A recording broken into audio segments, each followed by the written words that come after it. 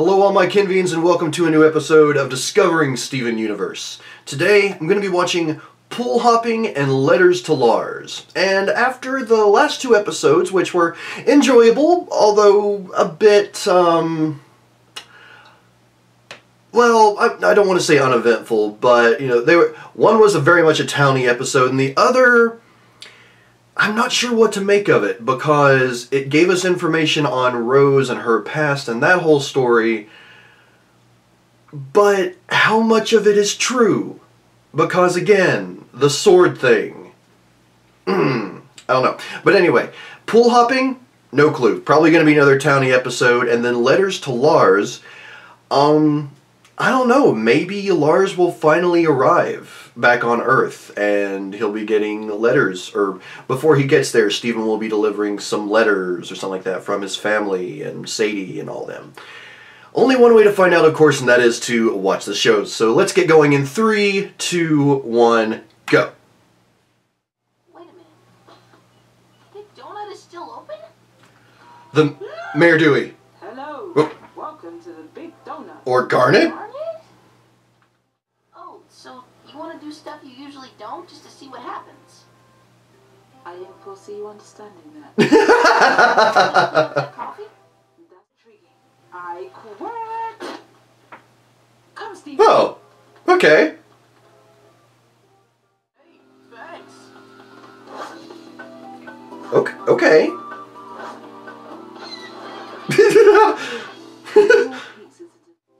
So you want to be my muse, eh? If it's not too much trouble, I promise to be very inspired. Yeah, I think this is just what I needed. Garnet?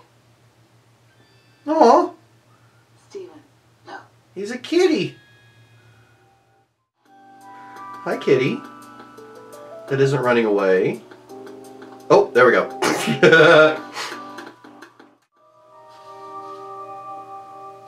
Pool hopping. Pools of water. Okay. There's more of them. Kitties! Oh, and they have no food. What's this one's future? I don't know. I don't know anything anymore. What? Oh. Are you okay? Probable anymore. Anything could happen.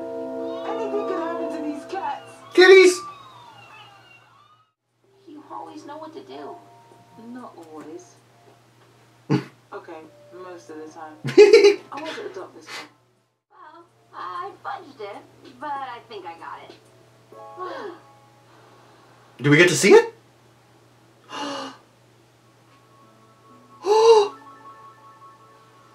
Okay, that's friggin' adorable. Oh my god. Okay, stop. Nope.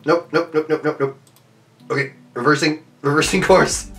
Reversing course. No. Get in the right time frame. Oh my god. That was so adorable and so good. Okay. I was way off with pool hopping. Oh my god. And the greatest thing that came out of it all, Cat Steven. Which is kind of weird, but at the same time, it ended with he was sleeping on top of Lion's mane. So him and Lion are friends. Or her and Lion. It's a she. Sorry. But they're friends and they're comfortable together. And oh my god, where are my kitties? They're probably sleeping through the house. Dang it. Oh well.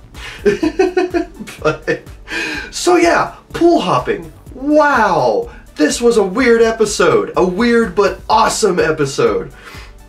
The first thing I want to mention though, because it starts with Steven reflecting on how things have changed, I really like the fact that they showed, I always forget her name, Nenefwa?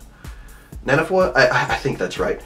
But they had her showing off the newly designed evacuation route. Like, I can only assume, you know, whether it's like, you know, natural or crystal gem related, it's an evacuation route so the people can get to safety. It's planning ahead to help the citizens of Beach City to escape what could potentially happen in the future. That's awesome! Instead of just Mayor Dewey riding around and, you know, everything is okay, vote for Mayor Dewey, you know, that whole thing. And then the donut, or oh god, I'm forgetting the name of the donut shop. Anyway, Garnet working there. I honestly thought that maybe, since Dewey was going to be looking for a new job, maybe he was the one that became the new donut boy. Maybe he still will become that, since Garnet was an employee for probably half a day and then quit in a very Hulk type manner. It's like, and it just all ripped off. Except for her own clothes, obviously. Obviously. But yeah, just the randomness of what occurred in the episode was so weird and interesting to see from Garnet. And the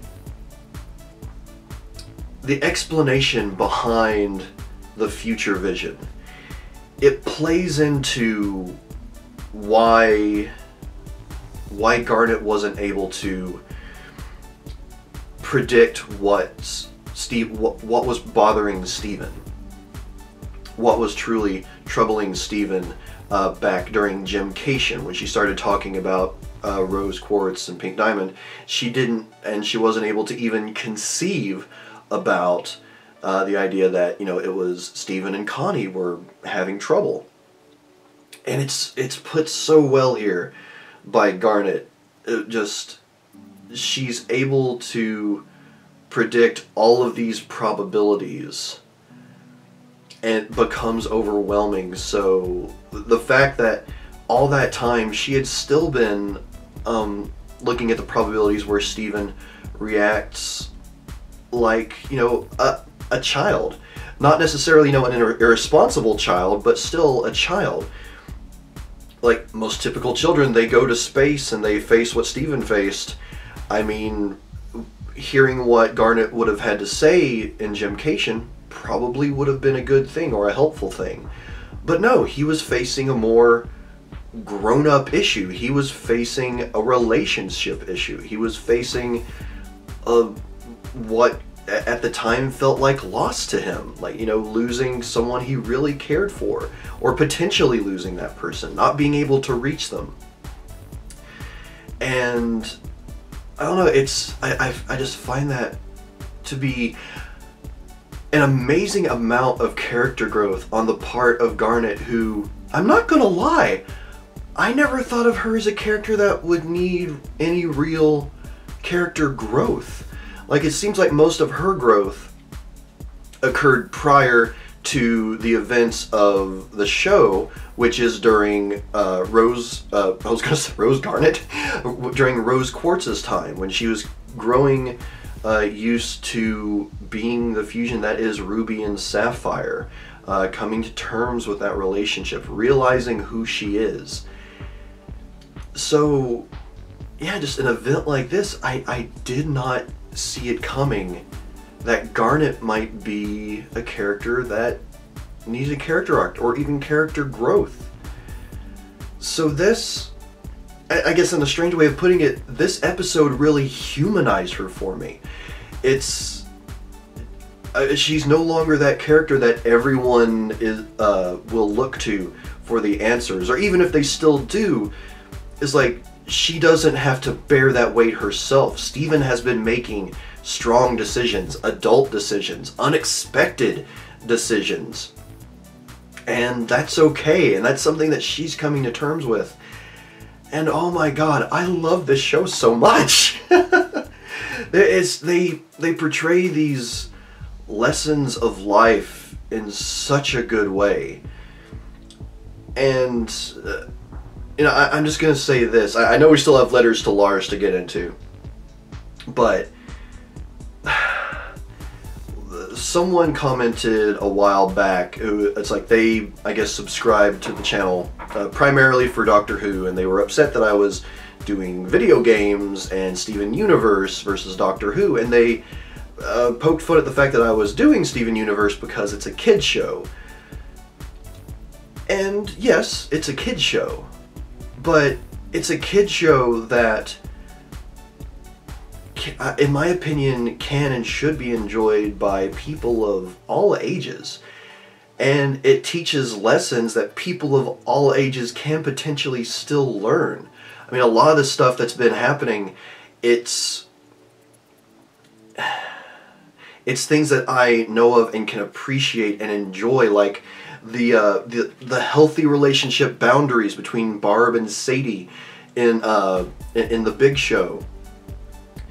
So just the way the show, yes, it can be silly and weird and off the wall sometimes, and it doesn't always have like a moral to be construed or anything like that, but it treats all of its characters with respect.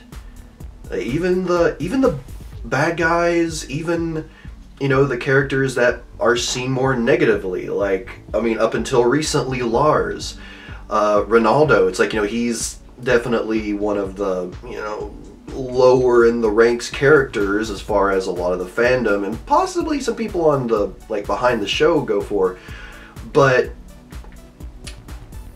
they started to treat him with more respect, I feel like. There have been some issues in the past, like with Steven inadvertently causing him and his girlfriend to break up, but still, it's like, I love and appreciate how this show treats its characters and gives them the ability to grow.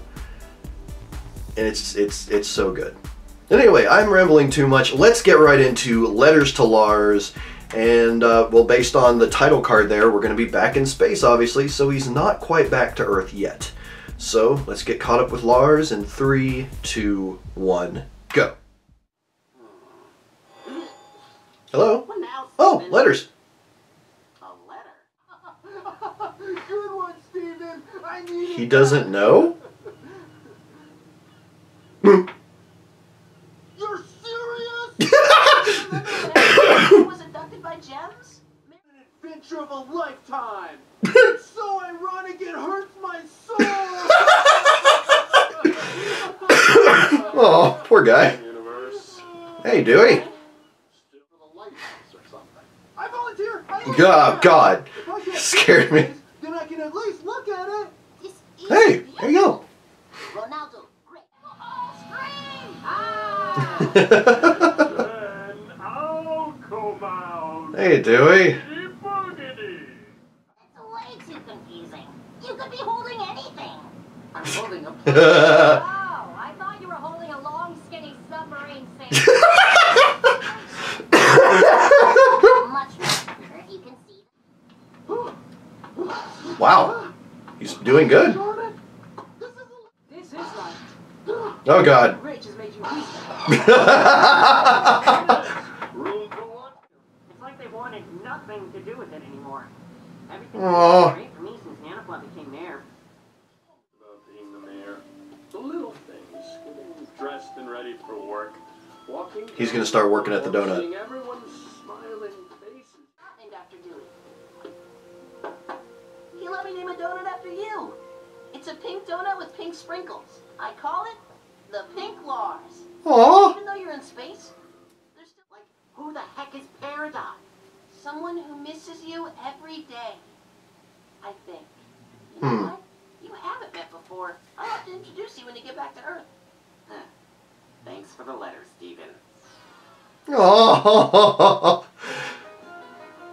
that was so cute! Oh my God! Oh, both of these episodes have filled me with joy and happiness, and that makes me worry about what's coming next. Oh, oh my God. Okay, so Letters to Lars, which really is just a letter to Lars. So it was a bit misleading there, but still, this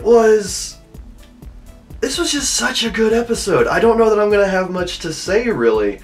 I mean, anything that can really be talked about was covered in the episode itself. But, I mean, to go back to the previous episode where I noticed, like, the evacuation route sign with Nenefwa, they actually had a meeting. They portrayed the meeting where they were going over, like, you know, some of the different steps for how everyone can help to, you know, help evacuate the citizens of Beach City in case of another emergency.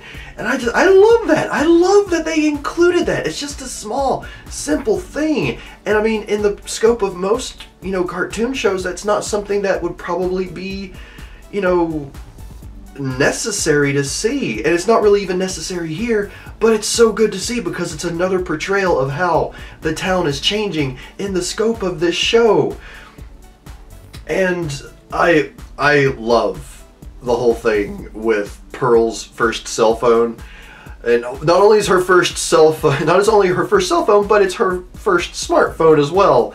And so with Jenny is like, you know, getting all excited, it's like, Pearl, is that your first cell phone? I absolutely love the entire concept around that, and one could only assume that perhaps Pearl might call the mysterious S. Maybe? Who knows? Anyway, but yeah, they covered the band, Jamie. And by the way, the Laugh Guards, I'm going to assume that they weren't the first ones to come up with that, because I can only assume that there are other, like, beachside cities that have improv troupes, and, like, the Laugh Guards has to have been used before. So I hope it's not like some weird copyrighted thing, but it's like, it's brilliant in the case of this show, and I really actually want to see now if there's any improv groups on the East or West Coast that call themselves the Laugh Guards, because that would be amazing.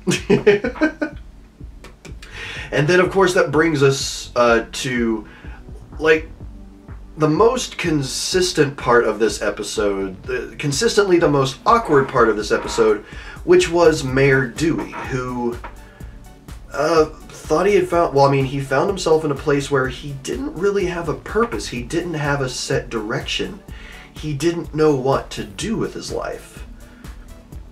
Another very adult thing to try and communicate to kids, which they've done excellently in this episode. So, yeah, Dewey is no longer, or Bill Dewey is no longer the mayor.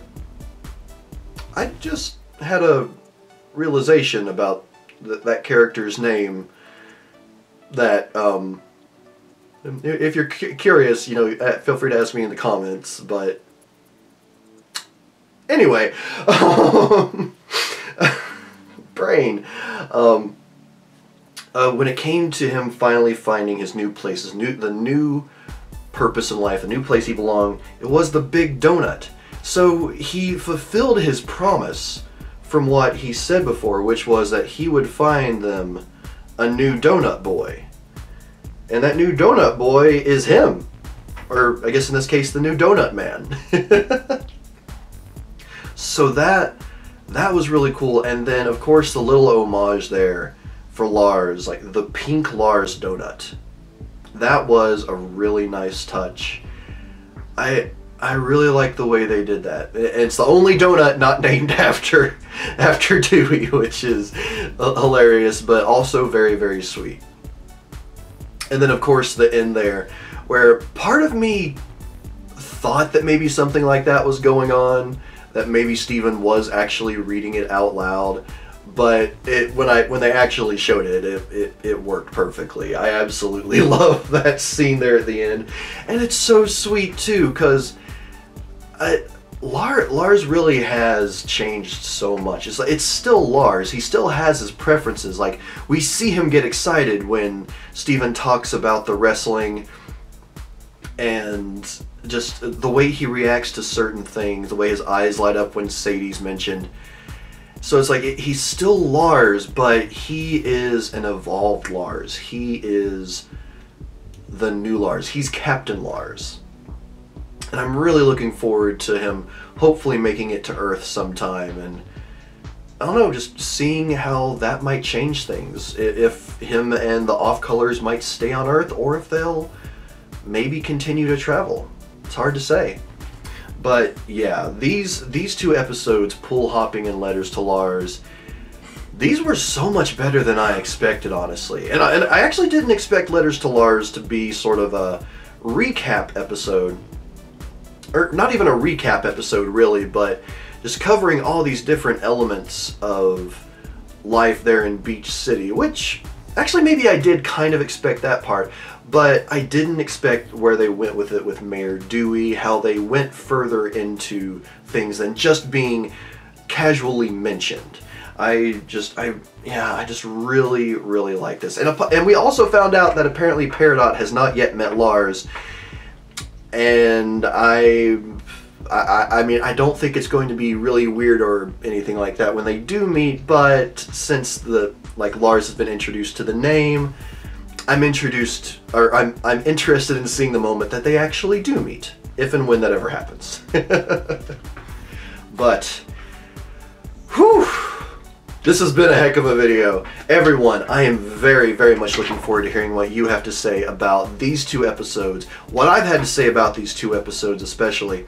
Any particular songs that stood out to you, any particular lines. I thought that, I mean, these were just two super solid episodes, music-wise. I mean, what people had to say. I think if I had to pick a quote for either episode, for pool hopping, it would be when Garnet's talking about how she feels lost, how she just absolutely feels lost in everything because she doesn't feel like she can predict things anymore. That would be the quote of that episode. As for Letters to Lars, I would say it's when Dewey is reflecting on how much things have changed. When he's talking about how it's like he just doesn't, the town's moved on without him. And yeah, it was just both excellent, excellent episodes. And coming up next, one of which has the names for these, one of which has me a bit concerned, the other has me concerned yet excited for possibilities because of a certain word. The episodes we'll be watching next are Can't Go Back, which, what does that mean? Like, we just can't go back to the way things used to be? And hopefully that's a good thing. But who knows? With Rebecca Sugar and her crew here, they love naming things strangely. And then A Single Pale Rose. Is that going to be the episode where I find out the truth? Because the name Rose in titles is only mentioned whenever something significant about Rose is going to come out. Or at least I think so. I feel that way. I could be wrong. But I do feel like the few times that, the word Rose has been in the titles before, it's been for something pretty significant. Yeah. Anyway, I'll leave it there. Looking forward to hearing what you all have to say down in the comments. And until next time, everyone, for Can't Go Back and A Single Pale Rose, I am Papa Ken. See you next time.